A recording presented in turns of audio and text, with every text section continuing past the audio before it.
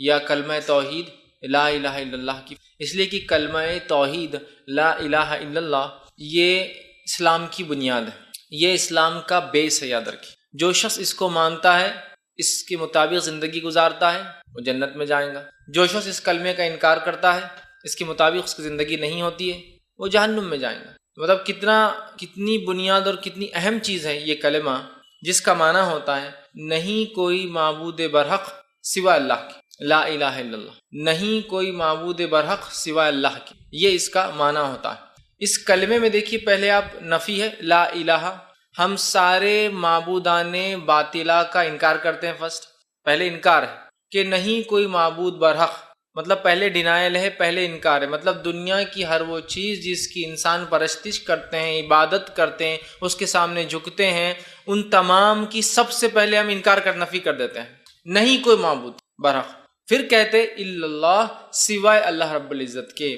تو گویا پہلے نفی ہے پھر اس بات ہے، پہلے انکار ہے پھر اقرار ہے۔ یہ بڑی افسوس کی بات ہے جب کلمے کا معنی مسلمان نہیں سمجھتے تو پہلے اقرار کرتے اور پھر انکار کرتے اپنے عمل سے۔ اکثر مسلمان لا الہ الا اللہ پڑھتے تو ہیں، لیکن کلمے کا اقرار زبانی تو کرتے ہیں، لیکن زندگی میں عمل الٹا ہے، پہلے اللہ کا اقرار کرتے اور بعد میں ہر چیز اس کے ساتھ ماننا شروع کر دیتے ہیں، جبکہ کلمے کا معنی ہے پہلے ہر چیز کا انکار کر دو، جو چیزوں کی عبادت اللہ کو چھوڑ کر ہوتی ہے، اس کے بعد اقرار کرو اللہ کا۔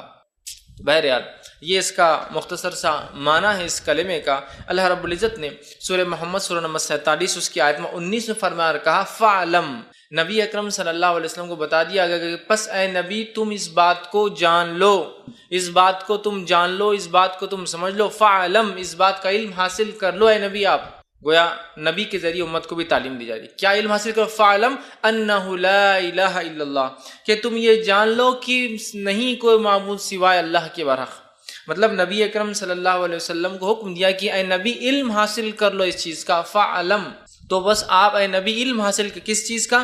انہ لا الہ الا اللہ، کہ میں ایک ہوں، میرے سوائے کوئی معبود برحق نہیں ہے، میرے علاوہ کوئی عبادت کے لائق نہیں ہے۔ نبی اکرم صلی اللہ علیہ وسلم کو اللہ رب العزت نے حکم دیا کہ آپ اس کا علم حاصل کر لیجئے، اس بات کو سمجھ لیجئے، اس بات کو اپنی امت کو بتا دیجئے۔ اور گویا ہمیں بھی آیت کہتی فَعْلَمْ، دیکھیے اللہ پر ایمان لانے سے پہلے علم ضروری ہے، اسی لیے پہلے کہا فَعْلَمْ، علم حاصل کر لے، انہ لا الہ الا اللہ، کیا علم حاصل کر لے؟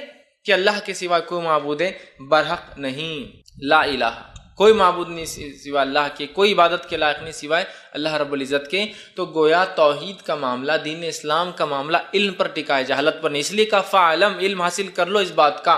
یہ بہت امپورٹنٹ ایشو ہے، یہ بہت اہم چیز ہے۔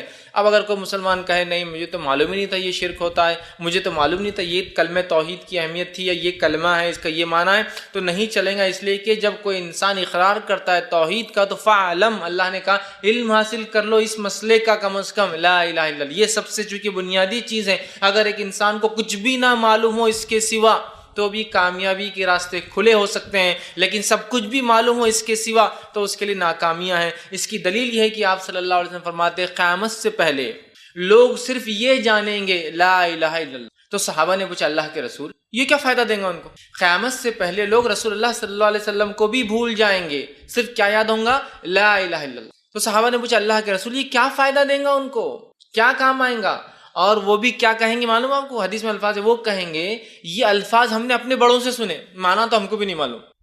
مطلب وہ لوگ اتنے جاہل ہوں گے کہ کہیں گے یہ الفاظ ہم نے اپنے بڑوں سے سنے، معنی تو ہم کو بھی نہیں معلوم، بس لا الہ الا اللہ۔ تو صحابہ نے کہا اللہ کے رسول وہ کیا فائدہ دیں گا ان کو اتنا؟ تو کہا وہ ان کے لیے نجات کا ذریعہ بن جائیں گا۔ اس لیے میں نے کہا صرف لا الہ الا اللہ کا علم ہو تو آخرت کامیاب ہو سکتی ہے، کامیابی کے دروازے کھلے ہو سکتے ہیں۔ ہاں اس کا ہرگز مطلب نہیں کہ انسان جو اپنے گناہوں کی وجہ سے جہنم میں نہیں جائیں گا، لیکن نجات کبھی نہ کبھی تو ہوں گی۔ لیکن جس کو یہ نہ پتا اور باقی سب پتا ہو تو اس کے لیے ناکامی ہی ناکامی ہے۔ ہاں عذاب ہلکا ہو سکتا ہے لیکن اس کے لیے کامیابی نہیں، اور کامیابی سے مراد میں آخرت کی کہہ رہا ہوں، دنیا کی نہیں۔ دنیا میں تو ہو سکتا ہے دین چھوڑ کے آدمی بہت کامیاب کہلوائے یا کہا جانے لگے لوگ پہچانے، لیکن ہم آخرت کی بات کر رہے ہیں۔ تو اگر لا الہ الا اللہ کا بھی علم ہو جائے تو وہ کامیاب ہو سکتا ہے صرف، لیکن اگر یہ علم نہ ہو اور باقی سب بھی ہو تو انسان ناکام ہو جاتا ہے۔ یہ بات بہت اہم ہے اور اس کلمے کو ہم کو یقینی طور سے سمجھنا ہے۔ یہ کلمہ دین اسلام کی روح ہے، یاد رکھیے۔ اب آپ کہیں گے محمد رسول اللہ میں نے کیوں غائب کر دیا اس میں سے؟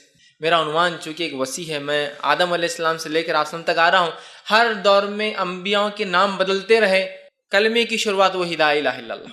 آدم نے بھی لا الہ الا اللہ کہا، نوح نے بھی لا الہ الا اللہ کہا، صالح نے بھی لا الہ الا اللہ کہا، ہود علیہ السلام نے بھی لا الہ الا اللہ کہا۔ تمام انبیاء علیہ السلام جتنے آئے سب کی دعوت لا الہ الا اللہ ہی تھی۔ اس کے بعد وقت اور زمانے کے نبی کے اعتبار سے، وہ نبوت کے اعتبار سے موسیٰ رسول اللہ تھے، کبھی ابراہیم رسول اللہ تھے، کبھی نوح رسول اللہ تھے، کبھی صالح رسول اللہ تھے، کبھی ہود رسول اللہ تھے، وہ بدلتا رہا، لیکن اصل جو چیز رہی، جو اہم ہے، وہ ہے لا الہ الا اللہ۔ اور چونکہ ہم آخری نبی کی امتی ہے تو ہمارے لیے محمد رسول اللہ اس میں اضافہ ہوتا ہے، ورنہ یہ جملہ لا الہ الا اللہ، یہ کلمہ توحید، یہ شروع آدم علیہ السلام سے یہی رہا محمد صلی اللہ علیہ وسلم تک۔ اسی لیے ہم کلمہ توحید میں صرف اتنا جملہ لائے، ورنہ آپ کہیں گے محمد رسول اللہ کیوں غائب کر دیا؟ چونکہ ہم جب دوسرے انبیاء کی بات کریں گے تو پھر وہاں محمد رسول اللہ کی بات نہیں آئیں گے صلی اللہ علیہ وسلم۔ تو اصل کلمہ جو اہم ہے وہ ہے کلمہ توحید، وہ ہے لا الہ الا اللہ۔ کلمہ طیبہ، اس کی فضیلت لا الہ الا اللہ کی کیا ہے، آج میں کچھ باتیں آپ کے سامنے رکھنے کی جو ہے بہرحال کوشش کروں گا۔ اور یہ اتنی اہم چیز ہے کہ اللہ رب العزت نے جب آدم علیہ السلام کو بنایا اور انسانوں کو دنیا میں بھیجنا چاہا تو ان انسانوں کو جو پہلی تعلیم اللہ رب العزت نے دی، وہ تعلیم بھی کیا تھی؟ لا الہ الا اللہ۔ آپ کہیں گے تعلیم کب ملی ہم کو؟ آئیے اس واقعے کو ہم یاد کرتے ہیں، جس کو عہد الست کے نام سے ہم پہچانتے ہیں۔ اللہ رب العزت فرماتا ہے سورہ اعراف سورہ نمبر 7 اس کی آیت نمبر 172 میں اللہ فرماتا ہے، اس کو عہد الست کہتے ہیں۔ ایک وعدہ تھا جو ہم نے اللہ سے کیا تھا، اور وہ عالم ارواح، مطلب ہم حقیقی اس میں نہیں تھے، روح کے شکل میں تھے۔ یہ کب ہوا؟ آئیے سورہ اعراف میں اللہ رب العزت فرماتا ہے اور کہتا ہے وَإِذْ أَخَذَ رَبُّكَ مِن بَنِي آدَمَ مِن ظُهُورِهِمْ ذُرِّيَّتَهُمْ وَأَشْهَدَهُمْ عَلَىٰ أَنفُسِهِمْ أَلَسْتُ بِرَبِّكُمْ قَالُوا بَلَىٰ شَهِدْنَا۔ اللہ رب العزت فرماتا اور کہتا ہے وَإِذْ أَخَذَ رَبُّكَ، اور تم یاد کرو جب تمہارے رب نے نکالا آدم کی پشت سے اس کی پوری ذریت جو دنیا میں آنے والی ہے۔ ایک مقام تھا عالم ارواح جس کو کہتے ہیں، ایک مقام تھا، اللہ رب العزت نے آدم علیہ السلام کو بلایا اور ان کی پشت پیٹھ پر ہاتھ پھیرا، تو سارے ہی اولادیں جو ان سے پیدا ہونے والی تھی نکل کر آ گئی اور کھڑے ہو گئی، اور اسی شکل میں حدیث میں آتا جس شکل میں دنیا میں آج ہم ہیں، سب کھڑے ہو گئے۔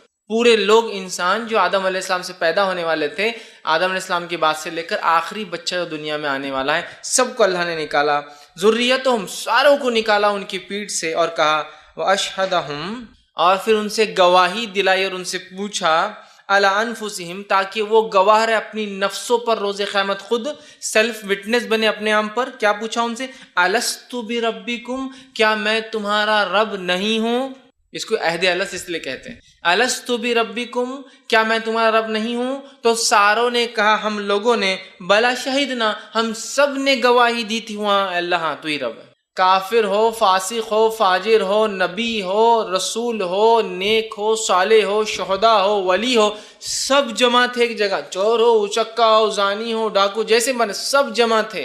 سب کو اللہ نے پوچھا کیا میں تمہارا رب نہیں ہوں؟ ہم سب نے گواہی دی۔ تو گویا اللہ رب العزت نے جو سب سے پہلی گواہی ہم سے لی، ہم کو اپنے خلاف وٹنس بنایا، وہ کیا تھی؟ اللہ ایک۔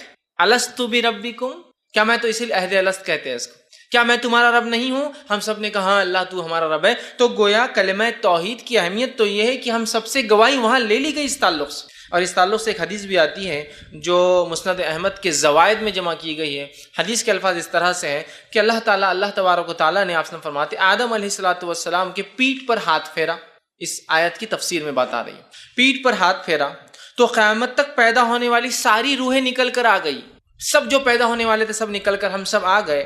تو ان کی الگ الگ جماعتیں جو متفرق کر دی گئی، انبیاء کی جماعت، کافروں کی جماعت، شہداء کی جماعت، ولیوں کی جماعت، صالحین کی جماعت، اللہ نے سب کو الگ کر دیا، اور مسلمان کافر سب کو، نیکوکار بدکار سب کو الگ الگ کر دیا۔ پھر ہر ایک کی ویسی ہی صورتیں بنائی جیسی دنیا میں بنائی گئی ہے، مطلب ہم وہاں اسی صورت میں تھے جیسی صورت میں آ جائیں، ہم سب کو بنایا گیا۔ اس کے بعد آپ فرماتے ہیں اور جیسی دنیا میں بنائی جو ہے منظور تھی، پھر ہر ایک کو بولنے کی قوت عطا کی، اور ہر ایک کو بولنے کی قوت دی کہ تم بولو۔ اس کے بعد اللہ نے سوال کیا الست بربکم، کیا میں تمہارا رب نہیں ہوں؟ تو پھر آپ فرماتے ہیں کیا میں تمہارا رب نہیں ہوں؟ سب نے کہا ہاں آپ ہمارے رب، وہ مالک، وہ مختار ہیں۔ اللہ تعالیٰ نے فرمایا ساتوں آسمانوں، ساتوں زمینوں اور تمہارے باپ آدم کو تم پر گواہ بناتا ہوں، ساتوں آسمان اور ساتوں زمین اور آدم علیہ السلام، تم 3 لوگ ان پر گواہ رہنا کہ ان سب نے کہا کہ میں ان کا رب ہوں۔ تو یہ سب گواہ بن گئے، زمین بن گئی، آسمان بن گئے اور آدم علیہ السلام بن گئے۔ تو آپ نے کہا باپ کو تم پر گواہ بناتا ہوں کہ تم نے میری ربوبیت کا اقرار کر لیا ہے۔ ایسا نہ ہو کہ تم کہنے لگو ہمیں خبر ہی نہ تھی، ایسا نہ ہو کہ تم دنیا میں جاؤ اور آ کر پھر مجھ سے کہو کہ ہم کو تو معلوم ہی نہیں ہوا، اور پھر فرمایا اللہ رب العزت خبر نہ تھی کہ ہم نے اس سے ناواقف تھے۔ اعلموا انہ لا الہ غیری، تو اس کے بعد آپ فرماتے ہیں یقیناً تم جان لو کہ میرے علاوہ کوئی تمہارا عبادت کا مستحق نہیں ہے۔ اللہ نے ان سے یہ کہا کہ ایسا نہ ہو دنیا میں جاؤ منمانی کرو، جی کراؤ، پھر مرنے کے بعد اٹھائے جاؤ گے تو کہو اللہ ہم کو تو پتہ ہی نہیں تھا تو رب ہے۔ تو لہٰذا ان سے گواہی لی اور انہوں نے کہا کہ اے علمو تم جان لو اس بات کو کہ میں ہی صرف تمہارا رب ہوں۔ ہم سب نے روز عالم ارواح میں دنیا میں آنے سے پہلے گواہی دی اللہ تو ہمارا رب ہے۔ پھر آپ فرماتے ہیں میری عبادت کے علاوہ تمہاری اللہ نے فرمایا علاوہ کوئی عبادت کا مستحق نہیں، اور نہ میرے علاوہ کوئی رب ہے، میرے ساتھ کسی کو بھی شریک نہ کرنا۔ اس قول و قرار کے یاد دلانے کے لیے میں تمہارے پاس انبیاء اور رسول بھی بھیجوں گا۔ یہ عہد الست کہ ہم عالم ارواح میں ہم نے کہا، ہماری روحوں کو یہ گواہی یاد ہے لیکن ہمارے ذہن بھول چکے ہیں، تو اللہ رب العزت نے فرمایا کہ میں تمہارے جانے کے بعد پھر ریمائنڈر کے لیے ایک نبیوں کو بھیجوں گا، رسولوں کو بھیجوں گا، کتابیں بھی اتاروں گا تاکہ یہ میسج وقتاً فوقتاً، یہ پیغام وقتاً فوقتاً لا الہ الا اللہ کا ریپیٹ ہوتا رہے تم انسانوں کے سامنے۔ تو میں کتابیں اتاروں گا، اور سب نے اس کا قرار کیا اور کہا، ہم سب نے کہا تھا وہاں اللہ کے رسول فرماتے ہیں لا الہ لنا غیرک، اے اللہ ہمارے لیے تیرے سوائے کوئی معبود نہیں۔ اللہ نے سوال کیا، ہم نے جواب دیا، اللہ نے کہا میرے علاوہ کوئی معبود نہیں، ہم نے کہا ہاں اللہ تیرے علاوہ کوئی معبود برحق نہیں، ٹھیک ہے، عبادت کا کوئی مستحق نہیں ہے۔ اور یہ مسند احمد کے زوائد میں یہ روایت آتی ہے کہ ہم سب نے وہاں گواہی دی تھی لیکن دنیا میں آنے کے بعد ہم لوگ اس چیز کو بھول گئے ہیں۔ تو یہ بڑی اہم بات ہے، یاد رکھیے۔ اور اللہ رب العزت نے اس بات کو قرآن میں یوں بھی دہرایا، سورہ انبیاء سورہ نمبر 21 اس کی آیت نمبر 25 میں، اور فرمایا اور کہا وَمَا أَرْسَلْنَا مِن قَبْلِكَ مِن رَسُولٍ إِلَّا نُوحِي إِلَيْهِ أَنَّهُ لَا إِلَٰهَ إِلَّا أَنَا فَاعْبُدُونِ، کہ آپ کو فرمایا گیا اور کہا گیا وَمَا أَرْسَلْنَا مِن قَبْلِي، اے نبی آپ سے پہلے کوئی رسول ایسے نہیں آئے جن کی طرف ہم نے یہ وحی نہ کی ہو لا الہ الا، ٹھیک، کہ ہم نے یہ وحی نہ کی ہو انہ لا الہ الا، کہ اس اللہ کے سوا کوئی معبود برحق نہیں، کوئی عبادت کے لائق نہیں، انا فاعبدون، تو تم صرف اور صرف میری ہی عبادت کرو۔ یہ پیغام دے کے پھر انبیاء اور رسول آتے رہے، اور ساروں کا پیغام یہی تھا لا الہ الا اللہ۔ اب لا الہ الا اللہ تو یہ ایک چیز تھی جو کبھی نہیں بدلی، انبیاءوں کے اعتبار سے کلمے کا دوسرا حصہ پارٹ بدلتے رہا، جیسے آج ہم جو پڑھتے ہیں لا الہ الا اللہ محمد رسول اللہ، تو ہر زمانے میں لا الہ الا اللہ آدم رسول اللہ ہوئے ہوں گے، نوح رسول اللہ ہوئے ہوں گے، صالح رسول اللہ، ہود رسول اللہ ہے نا، ابراہیم رسول اللہ، اسماعیل رسول اللہ، اور اسحاق رسول اللہ، اور یعقوب رسول اللہ، اور یوسف، اور یہ بدلتا رہوں گا، لیکن لا الہ الا اللہ یہ پیغام سارے انبیاؤں کا ایک ہی تھا، لا الہ الا اللہ۔ یہ بڑی اہم چیز ہے، یاد رکھیے۔ اس کلمہ توحید کو ہم کبھی کبھار بہت معمولی سمجھتے ہیں، بس ٹھیک، یہ کلمہ توحید بڑا ہی اہم ہے۔ اس کو نہ صرف زبان سے کہنا ہے، سچے دل سے مان کر اس کے مطابق زندگی گزارنا ہے۔ اس لیے کہ اگر کوئی کہے کہ قفل چابی سے کھلتا ہے تو چابی بغیر دانت کی نہیں ہوتی ہے، مطلب کلمہ اگر ہم پڑھتے ہیں تو صرف پڑھنا نہیں ہے، اس پہ عمل کرنا ہے، اس سے کچھ کنڈیشن ضرور ہوں گے اس پہ، ورنہ آج تو کیا معاملہ لا الہ الا اللہ، اور پھر کیا ہے اللہ کے علاوہ بھی شکر ہے۔ یقیناً میرا عنوان آج شرک نہیں ہے، ورنہ آپ کو اگر شرک سننا ہے تو کیا یہ بھی شرک ہے، میں نے اس پہ بہت تفصیلی گفتگو کی تھی، شرک کیا ہے اور کیا یہ بھی شرک ہے، آپ اس کو بہرحال دیکھ سکتے ہیں، عنوان اپلوڈ بھی ہو چکا ہے یوٹیوب پر۔ بہرحال تو بہرحال کلمے کا دوسرا حصہ، کلمے کا پہلا جز کامن رہا، برابر رہا، لا الہ الا اللہ ہر کسی کے دور میں، انبیاؤں کے اعتبار سے بہرحال دوسرا جملہ بہرحال بدلتا رہا ہے، ٹھیک۔ اب جو شخص اس کلمے کو مان لے، لا الہ الا اللہ، اس کے تقاضوں کو پورا کر کے عمل کر کے زندگی گزار لے، دخل الجنہ، وہ تو جنت میں چلا گیا۔ جو اس کلمے کا انکار کر دے اور گناہ اور معصیت میں زندگی گزارے تو یقیناً وہ کہاں جائیں گا؟ جہنم، اس کے لیے ہمیشہ کا عذاب ہوں گی۔ تو اس کلمے کی ذرا اہمیت ہی سمجھ لے، اقرار کر لیا تو جنت واجب، انکار کر دیا تو جہنم واجب، اقرار کر لیا تو ہمیشہ کی نعمتیں، انکار کر دیا تو ہمیشہ کی آگ، بس اتنا سمجھ لے آپ تو بات واضح ہو جائیں گی۔ کتنا اہم کلمہ ہے، کتنی اہم چیز ہے، اس کے کتنے تقاضے ہوں گے کہ جو جنت دلا رہا ہے اس کا انکار کرنے والا جہنم میں جا رہا ہے، تو یہ کلمہ کتنا اہم ہوگا۔ اس کو ہم معمولی اور مذاق نہ سمجھے، بلکہ اس کے تقاضوں کو سمجھ کے اپنے زندگیوں کو ہم جو ہے گزارنے کی کوشش کریں۔ اس لیے کلمے کا پڑھنا صرف پڑھنا نہیں، ہم جب کلمہ پڑھتے ہیں تو ہم اقرار کرتے ہیں کہ اللہ کی عبادت کریں گے، اس کی بندگی کریں گے، اس کے ساتھ کسی کو شریک نہیں کریں گے، جو وہ کہیں گا ہم کریں گے، جن چیزوں سے وہ روکیں گے ہم رک جائیں گے، جو وہ چاہیں گا اس کی چاہت ہماری چاہت، جو وہ نہ چاہیں گا اس کی جو چیز وہ چاہتا نہیں وہ ہماری جو ہے نا چاہت، ہماری ناپسند جو اس کی ناپسند، گویا ہم اپنے آپ کو سپرد کر دیتے کلمہ پڑھ کے اللہ کے جانب۔ لیکن افسوس کی بات ہے ہم میں سے اکثر مسلمان کلمہ تو پڑھتے ہیں یہی، لیکن اپنے نفس کو سپرد نہیں کرتے اللہ کی، بلکہ کلمہ پڑھنے کے بعد بھی اپنی نافرمانی اور اپنے تقاضوں کو اللہ کے سامنے رکھتے ہیں۔ بزنس کریں گے تو ایسا کیسے چلیں گا، یہ سب نہیں ہوگا، فلاں جائیں گے تو ایسا کیسے ہوگا، یہ ہوگا، ہماری عورتیں فلاں کریں گے تو ایسا کیسے پردہ کر سکتی، پھر ہم اپنے تقاضوں کو اللہ کے سامنے رکھتے کلمہ پڑھنے کے بعد۔ جبکہ کلمے کا تقاضا ہے جب ایک رب کو مان لیا تو اس کی ہر چیز کو ماننا، من اور ان، جوں کا توں، ڈاٹ بائی ڈاٹ، ایک نقطہ بھی ہے تو اس کو جیسے کہ تیسے ہم کو ماننا ہے اور اپنی زندگیوں کو ڈھال دینا ہے، گزار دینا ہے، اپنی زندگی اس کے مطابق رکھنا ہے ہمیں۔ جو یہ کلمہ معمولی نہیں ہے، صرف پڑھ لینا کافی نہیں ہے، اس کے تقاضوں کو پورا کرنا بھی اتنا ہی ضروری ہے، یاد رکھیے۔ اور جس نے اس کو پڑھ لیا پھر سچے دل سے، مان لیا سچے دل سے، تو بس اس کے لیے تو جو ہے کامیابی ہی کامیابی ہے، اور جس نے انکار کر دیا اس کے لیے یاد رکھیے ناممکن ہے کہ پھر وہ کبھی جنت میں جا سکے۔ اور جس شخص نے اس کو یقین کر لیا، اس کے مطابق عمل کر لیا، تو بس کامیابی ہے، ورنہ اس کے لیے ناکامی ہے۔ اب آئیے اس کلمے کی فضیلت کے تعلق سے کچھ باتیں آپ کے سامنے رکھتا ہوں۔ اس کے فضائل خود اس کی اہمیت خود بخود واضح کر دیں گے، اہمیت بھی شامل ہو جائیں گی فضائل کے ساتھ ساتھ، ٹھیک؟ کہ جب میں اس کے فضائل رکھوں گا تو اس کی اہمیت تو پتہ ہی چلیں گی، لیکن اس کے فوائد، یہ کلمہ کیا کیا فائدے ساتھ میں لاتا ہے، ہم اس کو دیکھنے کی بہرحال کوشش کریں گے۔ بہت سارے لوگ اس کلمے کا ورد کرتے ہیں، ورد پڑھتے ہیں بار بار، لیکن افسوس کی بات ہے یہاں کلمہ بھی چالو ہے لا الہ الا اللہ، اور اسی کے بازو شرک بھی چالو ہے کنٹینیو۔ یہاں کلمہ پڑھے لا الہ الا اللہ اور پھر اللہ کے علاوہ کسی اور کو بھی پکارا جا رہا ہے، یہاں کلمہ پڑھے لا الہ الا اللہ اور دوسروں کے معاملات پہ، دوسروں کی غیر شرعی باتوں پر بھی راضی ہے، یہاں کلمہ لا الہ الا اللہ اور پھر یہاں اذان بھی ہو رہی ہے اور نماز کو نہیں جا رہے ہیں، عبادت کو نہیں جا رہے اور پڑھ رہے لا الہ الا اللہ۔ تو گویا کلمہ تو پڑھ رہے ہیں، ورد تو کر رہے ہیں، اپنے لیے ذخیرہ سمجھ کے خوب اس کو جمع کر رہے ہیں، لیکن افسوس ہے اس کے تقاضوں کو پورا نہیں کر پا رہے ہم، جو یہ کلمہ چاہتا ہے وہ نہیں کر پا رہے، تو کیا کامیابی مل سکتی ہے؟ نہیں ملیں گی کامیابی، یاد رکھیں جب تک اس کلمے کے تقاضوں کو بھی ویسا ہی پورا نہ کیا جائے جیسا اس کلمے کو دل سے ہم پڑھ رہے ہیں، بلکہ اس کے تقاضے بڑے اہم ہیں، اس لیے کہ اسلام میں کوئی بھی چیز صرف اگر یہ خالی کلمہ پڑھ دینا کامیابی کی ضمانت ہو جاتی، صرف کلمہ پڑھنا ہی کامیابی کی ضمانت ہو جاتی، تو مشرکین مکہ کو آپس سے لڑنے کی اور اختلاف کرنے کی وجہ ہی نہیں تھی۔ پھر سب بولتے لا الہ الا اللہ، ٹھیک ہے ہو گیا محمد، خوش ہو گئے تم، چلو جو کرنا ہے کرو۔ خالی پڑھنا ہی کافی ہو جاتا تو کیا ہی بات تھی، مشرکین مکہ بھی قبول کر لیتے۔ اور افسوس کی بات ہے مشرکین مکہ اس کلمے کے تقاضوں کو آج کے مسلمانوں سے زیادہ جانتے تھے۔ جب اللہ کے رسول نے مشرکین مکہ کو، ابو جہل کو اور بڑے بڑے سرداروں کو کہا قولوا لا الہ الا اللہ تفلحون، کہہ دو صرف اتنا جملہ ہے عرب کے سرداروں، لا الہ الا اللہ، نہیں کوئی معبود برحق سوا اللہ کے، تفلحون، کامیاب ہو جاؤں گے، سکسیسفل ہو جاؤں گے دنیا اور آخرت میں۔ آگے فرمایا تملک العرب والعجم، عرب کے تو مالک اللہ نے تمہیں بنا ہی دیا ہے، عجم کو بھی تم کو اللہ دے دیں گا۔ مطلب کلمہ توحید پڑھنے سے، اس پر عمل کرنے سے نہ صرف آخرت کا فائدہ ہوتا ہے، دنیا بھی ملتی ہے۔ قولوا لا الہ الا اللہ تفلحون تملک العرب والعجم، عرب تو تمہارا ہی ہے، عجم بھی تمہارا ہو جائے گا۔ اس دعوت سے یہ بات پتہ چلتی ہے جس نے اس کلمے کو پڑھا، سچے دل سے تھاما، اللہ نے دنیا بھی دی اور آخرت بھی دیں گا۔ تو اب مشرکین مکہ کے لیے کیا مشکل تھی، ہم مسلمانوں کے لیے کتنا آسان ہے، لا الہ الا اللہ ہو گیا۔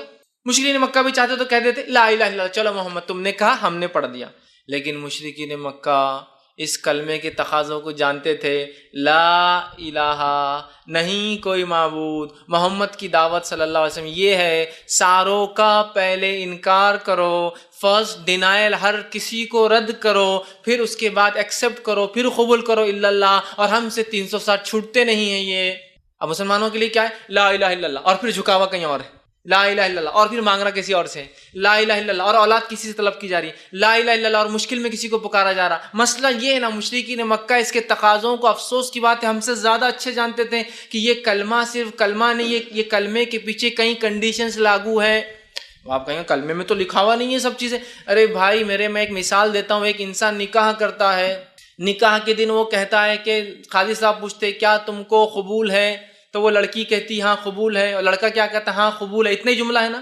اب اگر شادی کے بعد لڑکی بولے میرا خرچہ اور لڑکا بولے میں نے تم کو قبول کیا تھا، خرچہ تھوڑی قبول کیا تھا، شادی کے دن مجھے کہلوایا لگایا تھا قبول ہے، میں نے تھوڑا خرچہ. جب اس نے ایک بار کہا قبول ہے تو خرچہ بھی قبول ہے، اس کا نان و نفقہ بھی قبول ہے، اس کے بچے بھی قبول ہے، اس کے ساتھ زندگی، ہر چیز آٹومیٹیکلی امپلائی کنڈیشن لاگو تھے. اسی طرح جب ہم کہتے لا الہ الا اللہ تو کئی کنڈیشنز آٹومیٹیکلی لاگو ہو جاتے ہیں. ہم کنڈیشنز کو ہٹا کے صرف سمجھ رہے لا الہ الا اللہ کافی ہے. اگر میں کہوں ایک چابی سے تالا کھولتا ہے تو چابی بغیر دانت کی نہیں ہوتی، اس میں کچھ کنڈیشنز ہوتے ہیں. تو جب لا الہ الا اللہ کی بات کنڈیشن اپلائیڈ، تو مشرکین مکہ کو معلوم تھا کنڈیشن یہ سب کا انکار کرنا پڑے گا، آبا و اجداد کو چھوڑنا پڑے گا، جو تو ان کے طور طریقے کو، 360 معبودوں کو، اور اپنی پوری خواہشات کو محمد کی لائے ہوئے شریعت کے مطابق ڈالنا ہوگا، جو ہم سے ہونے والا نہیں، لہٰذا انکار. ہمارے لیے کتنا آسان ہے، لا الہ الا اللہ، اور منمانی کر رہا ہے. کلمے کا پڑھنے والا اللہ کے علاوہ کسی کے سامنے جھک رہا ہے. یہ بڑی سوچ کی بات ہے. تو مشرکین مکہ سمجھتے. اب آئیے اس کلمے کی فضیلت کیا ہے. کلمہ طیبہ کی فضیلت جو ہے اس کی سب سے پہلے 1 2 3 4 ایسی گنتی میں رکھوں گا، اور انشاءاللہ آج ہم کم و بیش 17 فضیلت اس کے دیکھیں گے، 17. پہلی فضیلت کلمہ طیبہ کی اہمیت بھی شامل ہے، فضیلت لیکن زیادہ ہے. فضائل جاننے سے ہمیں جو ایک ابھار ملتا ہے، ایک اس چیز کی طرف لگاؤ بڑھتا ہے اور انسان ڈٹ کر وہ عمل کرتا ہے. آئیے پہلی فضیلت کیا ہے. جس کی موت اس کلمے پر ہو جائے وہ جنت میں جائیں گے. یہ پہلی فضیلت ہے اس کی، لا الہ الا اللہ کی فضیلت. سبحان اللہ. پہلی فضیلت یہ ہے جو یہ پڑھ لے جنت میں جانے والا ہے. بس پڑھ لے کا معنی پھر سمجھ رہے نا آپ، کنڈیشن اور اپلائیڈ. پڑھ لے مطلب اس کے تقاضوں کو پورا کرے، اس کے مطابق زندگی گزار لے، جنت میں جائیں گا. آئیے پہلی چیز، رسول اللہ صلی اللہ علیہ وسلم فرماتے ہیں، صحیح بخاری کی روایت، آپ نے فرمایا اور کہا ما من عبد قال لا الہ الا اللہ. جب کوئی بندہ یا ایسا کوئی بندہ نہیں ہے جو یہ کہتا ہے لا الہ الا اللہ، نہیں کوئی معبود برحق سوا اللہ کے، آپ نے ثم مات علی ذالک، اور اسی پر اس کی موت آ جاتی ہے جو وہ کہہ رہا تھا کہ نہیں کوئی معبود سوا اللہ کے برحق، سوا اللہ کے، ذالک الا دخل الجنہ، تو وہ سیدھا جنت میں چلا جائیں گا. نہیں کوئی ایسا بندہ اللہ کا جو یہ کہہ دے لا الہ الا اللہ، اس کے تقاضوں کو پورا، اس میں زندگی گزار لے، وہ مرنے کے بعد سیدھا دخل الجنہ، جنت میں چلا جائیں گا. جو اس کلمے کے مطابق زندگی گزارے اور اس کی موت اس کلمے پر ہو جائے وہ جنت میں جانے والا ہے. میں نہیں سمجھتا ہوں اس سے بڑی کوئی فضیلت اور کسی کلام کی ہو سکتی ہے کہ جس کلام کو انسان زندگی میں پڑھ لے اور اس کلام کے مطابق، اس کلمے کے مطابق، اس سینٹنس کے مطابق اس زندگی گزرے اور اس کلمے کے ساتھ وہ مر جائے، دنیا سے چلا جائے، دخل الجنہ، جنت میں وہ جانے والا ہے. کتنی اہم فضیلت ہے نا. جو اس کلمے کو پڑھ کے اس کے مطابق عمل کر لے تقاضوں پہ، جنت میں جائیں گا. یہ بہت بڑی فضیلت ہے، یاد رکھیے. آئیے اسی طرح اس کلمے کی دوسری فضیلت جو آتی وہ یہ ہے، یہ کلمہ نجات کا ذریعہ ہے، یہ کلمہ نجات کا ضامن ہے، یہ کلمہ سکسیس کی گارنٹی ہے. پہلا تو جنت میں جانے کا ہے، دوسرا سکسیس چاہیے، کامیابی چاہیے، کامیابی دنیا کی اور کامیابی آخرت کی، جس کو بھی چاہیے اسے یہ کلمہ پڑھنا، اس لیے کہ یہ کلمہ ضمانت ہے کامیابی کی، سکسیس کی. نبی اکرم صلی اللہ علیہ وسلم فرماتے ہیں، مسند احمد کی روایت، آپ نے فرمایا اور کہا من قیل من الکلمۃ، آپ نے فرماتے جو میرا لائے ہوا کلمہ پڑھ لے.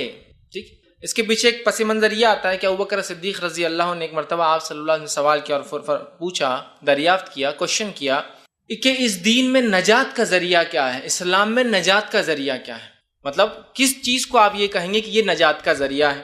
تو آپ صلی اللہ علیہ وسلم نے ان کے سوال کے جواب میں کہا اور فرمایا جو میرا کلمہ جو میں نے لایا ہوں لا الہ الا اللہ، نہیں کوئی معبود برحق، نہیں کوئی عبادت کے لائق برحق سوا اللہ کے، جو یہ کلمہ پڑھ لے، قبول کر لے، جس کو میں نے اپنے چچا ابو طالب پر پیش کیا تھا اور اس نے اس کا انکار کر دیا تھا، وہ کلمہ ماننے والے کے لیے نجات ہے.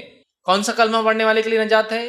آپ سے سوال کیا ہو رہا ہے، اے اللہ کے رسول اس دین میں نجات کا کیا ذریعہ ہے، سکسیس کا کیا ذریعہ؟ تو فرمایا جو کلمہ میں لایا ہوں لا الہ الا اللہ، جو میں نے اپنے چچا پر بھی پیش کیا تھا، افسوس میرا چچا اس چیز پر ایمان نہیں لایا، جو اس کلمے کو پڑھ لے تو تمہارے سوال کا جواب ہے نجات کا یہ کلمہ ذریعہ ہے.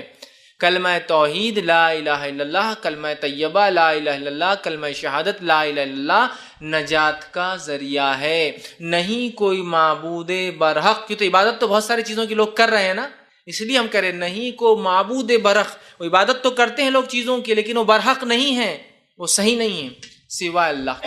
سمجھ رہا؟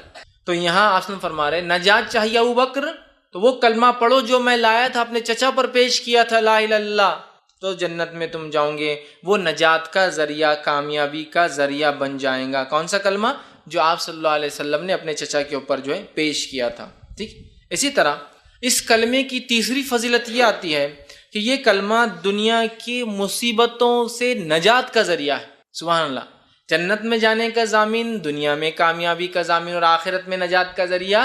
یہ کلمہ دنیاوی مصیبتوں اور آفتوں سے بچنے کا باعث اور نجات کا بھی یہ کلمہ ہی ذریعہ ہے، لا الہ الا اللہ۔ یہ بڑی اہم بات ہے، یاد رکھیں، اس لیے کہ ہم جو ہے یہ کلمہ جو ہے پڑھتے نہیں ہیں، یہ کلمے کو جو ہے نہ سمجھتے اس کے تقاضوں کو، اور یہ کلمہ جو انسان پڑھ لیتا ہے تو وہ شخص جو ہے اپنے جان و مال کی حفاظت کر لیتا ہے۔ مطلب دنیا میں جو مصیبتوں سے میں نے کہا نجات کا ذریعہ وہ یہ ہے کہ جو شخص یہ کلمہ پڑھتا ہے وہ اپنی جان و مال کو محفوظ کر لیتا ہے۔ لا الہ الا اللہ، نہیں کوئی معبود برحق سوا اللہ کے، الا اللہ فمن قالہ فقد عصم منی، جس نے یہ کہہ دیا اس نے اپنی جان اور مال مجھ سے بچا لیا۔ اس لیے میں کہہ رہا ہوں کلمہ توحید لا الہ الا اللہ پڑھنے والے کی جان اور مال محفوظ رہتی ہے۔ سمجھ رہا؟ جان اور مال اسی کیا ہوتی ہے؟ محفوظ رہتی جو کلمہ توحید کو پڑھتا ہے۔ اسی وجہ سے میں نے یہ بات لائی، ٹھیک۔ تو وہ اس نے میرے بچا لی، الا بحقی وحسابہ علی اللہ، اور حق کے ساتھ ہم ان کی جان نہیں لے سکتے، اور اگر ان کے دل میں کچھ غیر غلط ہوگا تو اللہ کے پاس ان کا معاملہ ہے، ہم اس معاملے میں گرفت نہیں ہوتی۔ مطلب اگر کسی کے دل میں کچھ چھپا ہو، کوئی منافق ہو تو وہ تو اس کا معاملہ ہے، ورنہ ہمارا تو معاملہ ختم ہو۔ تو گویا کلمہ توحید لا الہ الا اللہ پڑھنے سے دنیا میں مصیبتوں اور پریشانیوں سے اور قتل و غارتگی سے انسان بچتا ہے۔ چوتھا فائدہ اور فضیلت اس کلمہ توحید کی وہ یہ ہے، یہ کلمہ طیبہ جو ہے یہ جڑ ہے اور باقی سارے اعمال جو ہے وہ شاخیں ہیں۔ کلمہ طیبہ اسلام کی ایکچوئل جڑ ہے۔ اسلام اگر ایک جھاڑ ہے تو کلمہ طیبہ لا الہ الا اللہ جڑ ہے، روٹس ہے، اور اس کے بعد جتنے عمل، نماز، روزہ، زکوٰۃ، حج، اچھائی کا حکم دینا، برائی سے روکنا، صدقات اور خیرات کرنا اور نیکی کرنا اور جہاد کرنا اور جو کچھ ساری چیز کی شاخیں ہیں۔ تو کلمہ طیبہ جڑ ہے، روٹ ہے، اور باقی سارے اعمال جو زندگی میں آپ اور میں کرتے اسلام جو حکم دیتا ہے وہ سب کیا ہے؟ برانچز ہے، اس کی شاخیں ہیں۔ تو روٹ بہت ضروری ہے، اچھی ہو، ہماری مضبوط ہو۔ تو آئیے ہم دیکھتے ہیں، اس لیے کہ آپ صلی اللہ علیہ وسلم نے جو ہے حدیث میں فرمایا کہ یہ روٹ ہے جو میں بیان کر رہا تھا، یہ اس کی جڑ ہے اسلام کی۔ اس کے تعلق سے حدیث صحیح بخاری کی روایت آپ نے فرمایا اور کہا ایمان کی 70 سے زیادہ شاخیں ہیں، ان میں سب سے بہترین شاخ لا الہ الا اللہ ہے، اور سب سے چھوٹی شاخ راستے سے تکلیف دہ چیز کو ہٹانا ہے، اور شرم و حیا بھی ایمان کی ایک شاخ ہے۔ کیا فرمایا؟ ایمان کی 70 سے زیادہ برانچز ہے، ایک روایت میں 77 تک ہے، 70 سے زیادہ 77 برانچز ہے۔ سب سے افضل برانچ اس کی سب سے اعلیٰ ہے لا الہ الا اللہ، اور سب سے ادنا ہے راستے سے تکلیف دہ چیز کو ہٹانا۔ تو گویا لا الہ الا اللہ جڑ ہے اور باقی تمام چیزیں کیا ہے؟ وہ اس کی شاخیں ہیں، یاد رکھیں۔ لا الہ الا اللہ کیا ہے؟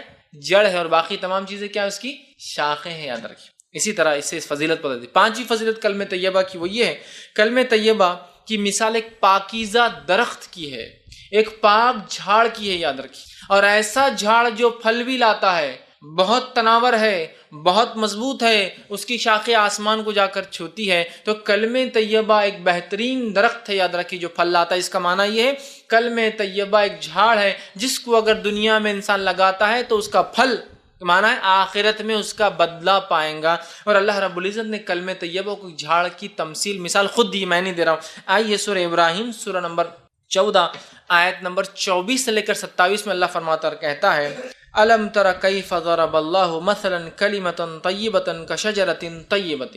کیا اللہ رب العزت تمہارے لیے لوگوں ایک ضرب اللہ مثال دیتا ہے، ایک ایگزامپل دیتا ہے۔ کیا ایگزامپل ہے؟ کہ ایگزامپل ہے مثلا کلمۃ طیبۃ کشجرۃ، کہ کلمہ طیبہ کی لا الہ الا اللہ کی مثال ہے جیسے کہ ایک پاکیزہ جھاڑ، مطلب اس کے اپیرنس سے بھی وہ خوبصورت دکھتا ہے۔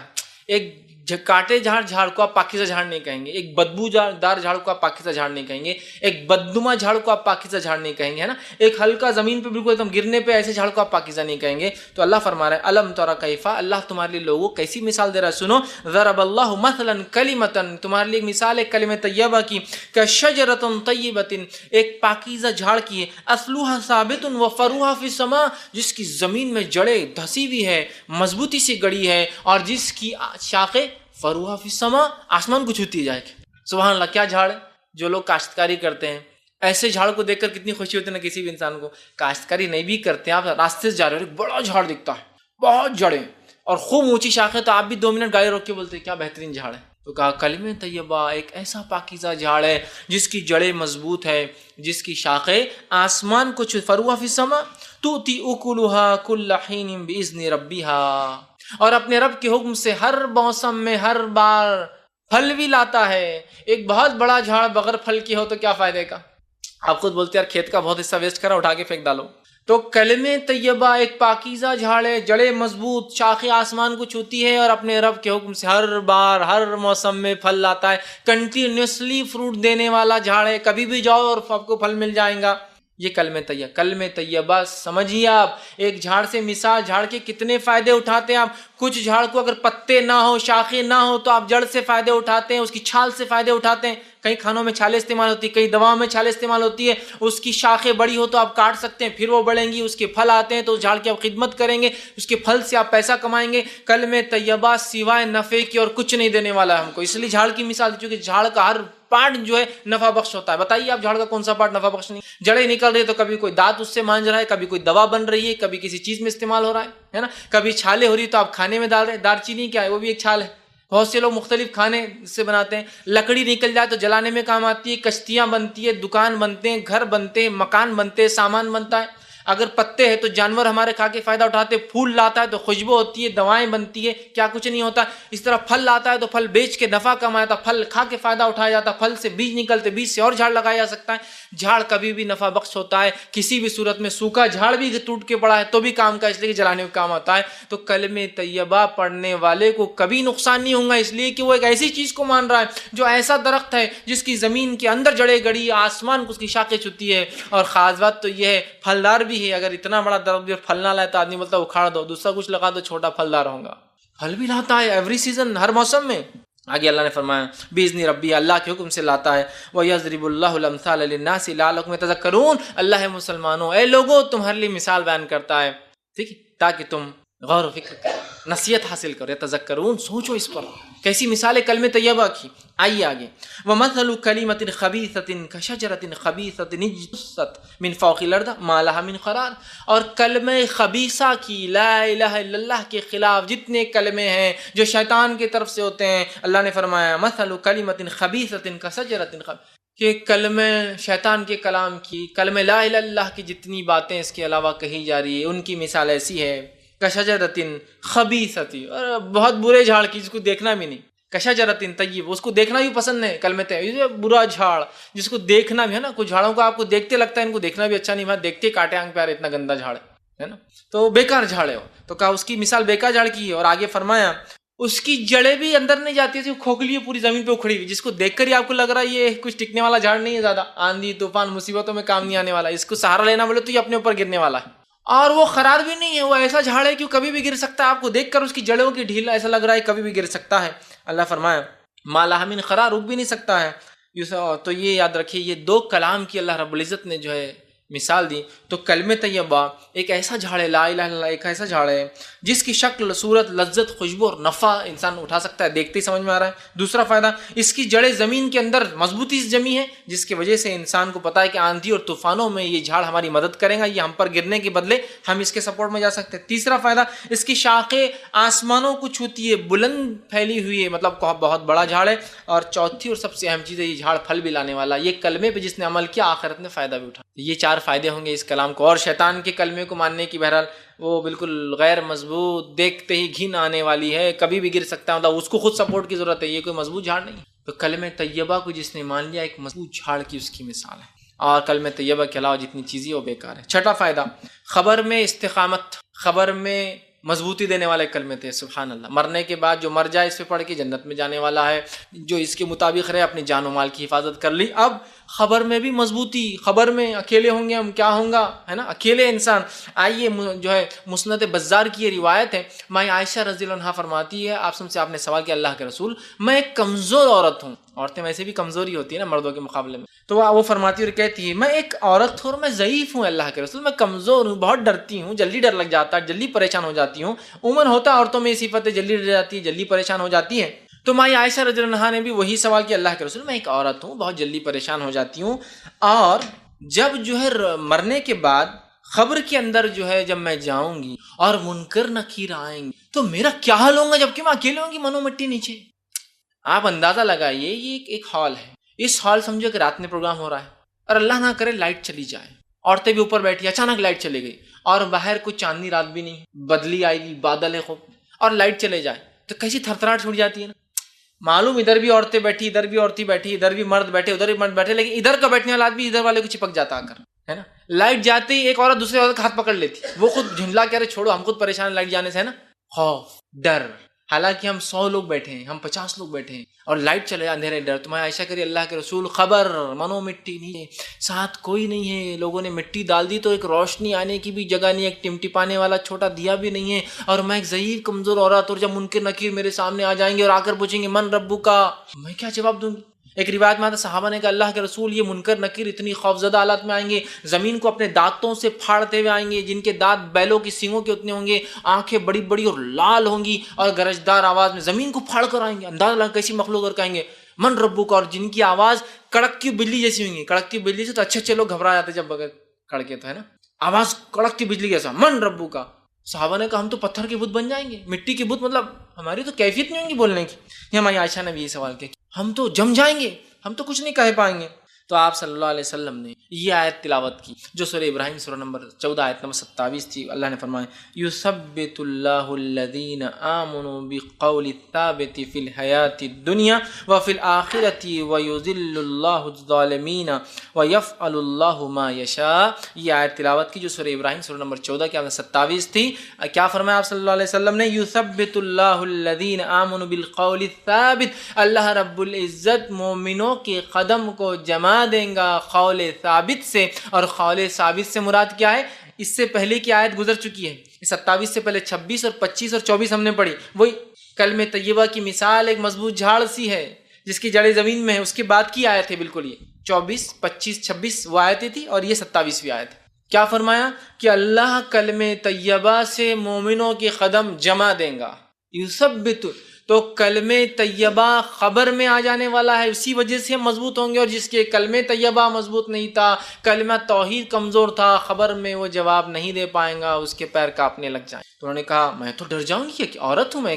تو کہا یہ قول سے, کلمہ طیبہ سے اللہ جمع بالقول ثابت فی الحیات الدنیا, اور اس کلمے سے تمہیں صرف آخرت میں نہیں دنیا کی زندگی میں اللہ تمہیں جمع دیں گا, فی الآخرۃ, اور آخرت کی زندگی میں جمع دیں گا, ویذل اللہ الظالمین, اور اللہ تعالیٰ ظالموں کو گمراہ کر دیتا ہے, ویفعل ما یشاء, اور اللہ جو چاہتا ہے وہ کرتا. سبحان اللہ. کلمہ طیبہ ہی وہ کلمہ ہے جو قبر میں جمانے والا ہے. اس کے تقاضوں پر جس نے زندگی گزاری, جو یہ کلمہ چاہتا تھا وہ کیا, بس وہ تو کامیاب. قبر میں بھی یہ کلمہ فائدہ دینے والا ہے, اس بات کو یاد رکھیے. عثمان بن عفان رضی اللہ عنہ سے ایک روایت ہے, یہ جو سنن ابو داؤد کی روایت ہے, حضور صلی اللہ علیہ وسلم جو ہے میت کو دفنانے سے جب فارغ ہوتے ہیں تو وہاں ٹھہر جاتے اور کہتے اپنے بھائی کے استقامت کے لیے, اس کے قدم جمنے کے لیے, اس کے سوال جواب میں آسانی کے لیے, اور اس کے استغفار, اس کے لیے مغفرت کی دعا کرو. سوال و جواب میں آسانی کے لیے دعا کرو اور استغفار کرو. تو گویا حکم دیا گیا دعا کرنا چاہیے میت کے لیے کہ اللہ اس کے سوال جواب میں آسانی کرے دفنانے کے بعد, اور اس کے جو ہے استغفار, اس کے گناہوں کو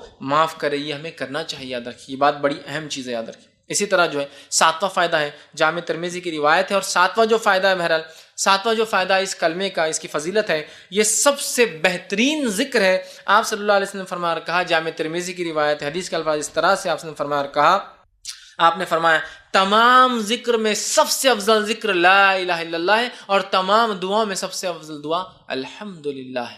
سب سے افضل ذکر کیا ہے, لا الہ الا اللہ. اس سے افضل کوئی ذکر نہیں, کوئی ذکر نہیں, یاد رکھ لیجیے. لا الہ الا اللہ سب سے افضل ذکر ہے. ہم اپنی زندگی کا معمول بنا دیں, لا الہ الا اللہ, لا الہ الا اللہ, اٹھتے بیٹھتے سوتے جاگتے کھاتے پیتے آتے جاتے, بس ایک ورد لگا رہے زبان پہ, لا الہ الا اللہ, لا الہ الا اللہ, لا الہ الا اللہ.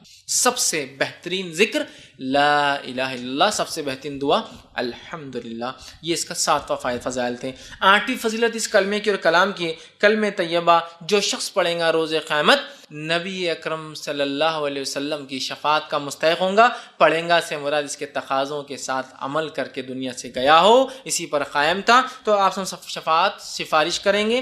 صحیح بخاری کی روایت ہے, آپ صلی اللہ علیہ وسلم فرما کہا جو اس کلمے کو سچے دل سے پڑھیں گا رسول اللہ علیہ وسلم کی شفاعت حاصل ہوں گی۔ آپ فرماتے اسعد الناس بشفاعتی یوم القیامت من قال لا الہ الا اللہ خالصا من قلبہ ونفسہ، جس شخص نے میری شفاعت کا مستحق روز قیامت وہ انسان بنے گا، وہ سعادت مند انسان ہوگا جس نے سچے دل سے اپنے نفس میں ہی صحیح یہ کہا ہوگا لا الہ الا اللہ، میری شفاعت ہوگی۔ نبی اکرم صلی اللہ علیہ وسلم ایسے شخص کی شفاعت سفارش گزارش کریں گے اللہ کے سامنے جس نے کیا پڑھا ہوگا لا الہ الا اللہ۔ آپ سب کی شفاعت کے لیے لوگ ترس رہے ہیں، شفاعت کبریٰ ہے یہ، تو پھر اس کے لیے کلمے کو پڑھنا ہے اور کلمے کے تقاضوں کو پورا کر کے دنیا سے جانا ہے۔ ہمیں یاد رکھیے، اللہ تعالیٰ اس کی ہمیں توفیق عطا فرمائے۔ نوواں فضیلت، 9 اس کی فضیلت اس کلمے کی کیا ہے؟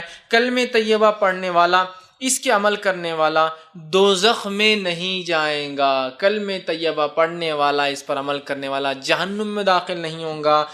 ابو یعلیٰ کی یہ روایت ہے، ابو ہریرہ رضی اللہ عنہ فرماتے اور کہتے ہیں رسول اللہ صلی اللہ علیہ وسلم فرمایا کہا تم کثرت سے کلمہ طیبہ پاکیزہ کلام کو پڑھا کرو۔ وہ کیا ہے؟ لا الہ الا اللہ کو پڑھو، کہتے رہو، اس سے پہلے کہ تمہارے پاس اس کلمے اور طیبہ کے درمیان گیپ آ جائے، خلا آ جائے، مطلب موت آ جائے۔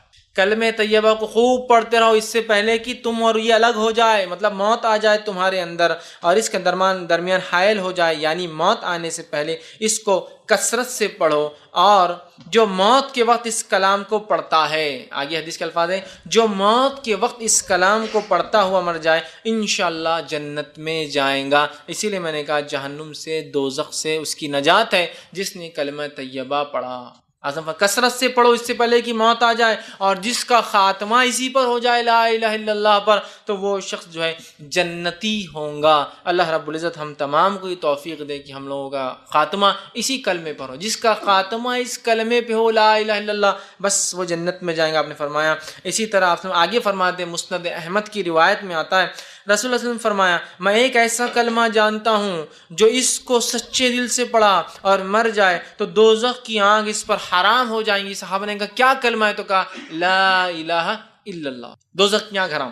یہ کلمہ بڑا اہم کلمہ ہے، ہمیشہ اللہ سے حسن خاتمہ کی دعا ہم کرتے ہیں تو یہ دعا ضرور کریں، کلمے سے ہمارا جو خاتمہ ہو، کلمے سے مراد لا الہ الا اللہ پہ، بڑی اہم چیز ہے۔ جس کا خاتمہ ہو گیا بس جنت میں چلا گیا۔ ایک روایت میں جس کی شروعات پہلا کلام اس کی زندگی کا لا الہ الا اللہ ہو اور جس کا خاتمہ لا الہ الا اللہ پہ، وہ جنت میں جائیں گا۔ اب ظاہر سے تو پہلی بار جب کوئی کہیں گا تو بچوں کو بہت تربیت دینا پڑے گی کہ پہلی بار بولے تو ممی ڈیڈی چاچا پھپھا یہ وہ بولنے سے پہلے کیا بولے؟ لا الہ الا اللہ۔ بہت ٹریننگ دینا پڑے گی نا، بچپن سے بولتے رہنا، جب پیدا ہوئے 1 آدھ مہینے بولو بولو بولو، تو جب بولیں گا تو لا الہ الا اللہ پہلا کلمہ اور آخری کلمہ، بڑی اہم بات ہے، وہ تو جنت میں گئے۔ ٹھیک، 10ویں فضیلت اس کلمے کی جو آتی ہے وہ یہ، کلمہ طیبہ پڑھنے پر آسمان کے دروازے کھول دیے جاتے ہیں اور یہ کلمہ سیدھے عرش تک پہنچ جاتا ہے۔ اس کی خصوصیت اس کلمے کی، آئیے حدیث کے الفاظ سنیے۔ جامع ترمذی کی روایت ہے، آپ نے فرمایا اور کہا رسول اللہ نے فرمایا کہ جب بندہ سچے دل سے لا الہ الا اللہ کلمہ طیبہ پڑھتا ہے، لا الہ الا اللہ پڑھتا ہے، تو اس کے واسطے آسمانوں کے دروازے کھول دیے جاتے ہیں اور یہ کلمہ عرش الہی تک پہنچ جاتا ہے، مگر شرط یہ ہے کہ اس کلمے کو پڑھنے والا گناہ کبیرہ سے بچتا رہے۔ تو یہ کلمہ عرش تک پہنچ جاتا ہے سیدھا، مطلب یہ کلمہ ڈائریکٹ میسج ہے، رب کو چلا جاتا ہے سیدھا نکل۔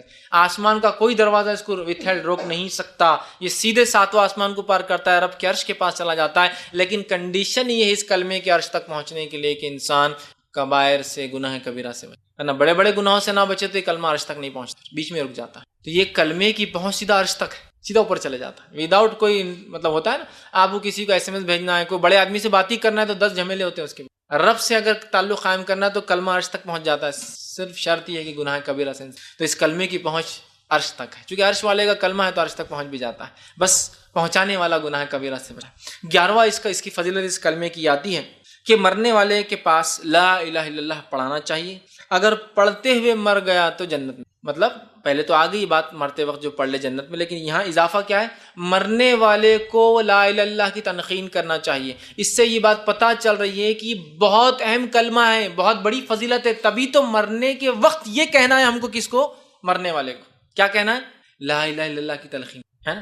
حدیث کے الفاظ دیکھیے، 11ویں فضیلت ہے یہ، طبرانی کی روایت ہے، آپ صلی اللہ علیہ وسلم فرمایا، کہا نبی اکرم صلی اللہ علیہ وسلم فرمایا اور سامنے کہا کہ لا الہ الا اللہ جس نے پڑھا وہ اس کلمہ طیبہ کو سن کر خود بھی پڑھے، مطلب آپ نے فرماتے ہیں جو مرنے والے کے پاس جائے اور اس کے پاس جا کر لا الہ الا اللہ پڑھے اور اس مرنے والے کو تلقین کرے، خود بھی پڑھے اور اس کو تلقین کرے، اگر یہ موت کے وقت پڑھتا ہوا مر گیا تو جنت میں ہوگا۔ صحابہ نے سوال کیا، رضوان اللہ تعالیٰ اجمعین نے سوال کیا کہ عرض کیا ہے رسول اللہ صلی اللہ علیہ وسلم، اگر کوئی تندرستی کی حالت میں اس کو پڑھے تو آپ نے کہا پھر تو یہ سب سے اچھی چیز ہے، لیکن جب کوئی مرنے کے وقت ہو تو ہم اس کے پاس جائیں، جا کر اس کو لا الہ الا اللہ لا الہ الا اللہ لا الہ الا اللہ کہیں، ہمارے پڑھنے سے ہو سکتا ہے اس کے زبان سے بھی وہ لفظ نکلے لا الہ الا اللہ، تو وہ ایسا انسان جس کا کلام لا الہ الا اللہ آخری اور اس پر اس کی موت آ جائے وہ جنت میں جانے والا ہے۔ تو میت کے پاس لا الہ الا اللہ کی تلقین کرنا ہے، زمین جائیداد کا نہیں پوچھنا ہے، پراپرٹی کس سے ڈسٹریبیوٹ نہیں پوچھنا ہے، وہ زمین کا کیا کرنا ہے، یہ پلاٹ کچھ نہیں پوچھنا ہے ان سے، بچوں کی شادی کیسے کریں گے کچھ نہیں پوچھنا ہے سوائے اس چیز کی تلقین لا الہ الا اللہ۔ کچھ کھلائیے پلائیے بھی مت، بہت سارے لوگ یہ غلطی کر دیتے موت کے آخری ٹائم پہ دودھ پی لے تو کوئی فضیلت نہیں ہے، آخری ٹائم پہ پانی پی لے تو کوئی فضیلت نہیں ہے، آخری ٹائم پہ کلمہ پڑھ لے تو سب کچھ ہو گیا، یہی تلقین کر لا الہ الا اللہ۔ تو کہا جس کا آخری کلام یہ ہو جائے، زندگی میں پڑھے تو بہت افضل